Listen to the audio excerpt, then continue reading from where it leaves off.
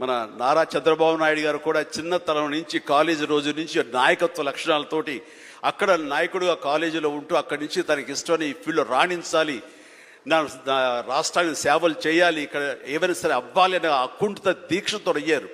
ఆ రోజున రామారావు గారు ఉంటారని ఆయన పాలిటిక్స్కి వస్తారని కాదు, ఆయనకు మీద నమ్మకం ఆయన.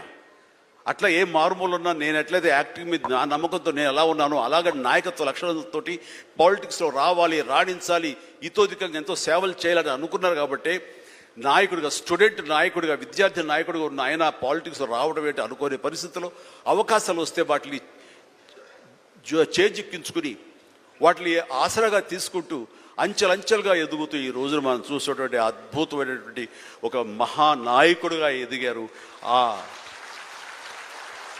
ఆయన దిశానిర్దేశంలో, ఆయన నాయకత్వంలో హైదరాబాద్ దగ్గర నుంచి ప్రతి నగరం, అంటే ఫస్ట్ ఇండియాలో ఆఫ్టర్ బెంగళూరు మళ్ళీ అలాంటి ఐటీ నగరంగా, అంటే ఎంత విజనరీ అంటే ఫ్యూచర్లో ఇది డెఫినెట్గా ఈ రోజున మనం అనుకుంటున్నాం డిజిటలైజేషన్ ఆ రోజున అంత ఉధృతంగా లేదు, అలాంటి దాన్ని అవి తీరుతుంది ఆయన అన్నారే.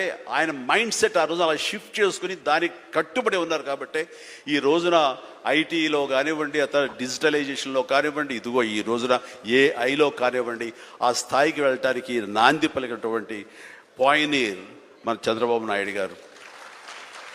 సో ఇలాంటి నాయకుల మైండ్ సెట్ షిఫ్ట్ అవ్వడం అన్నది ఎంతగా అభివృద్ధిలోకి ఎంత ఇదిగా ఉందో మనం తేడతెల్లంగా చూస్తున్నాం. కాబట్టి it's a wonderful subject, Sharini. I do appreciate. All the very best.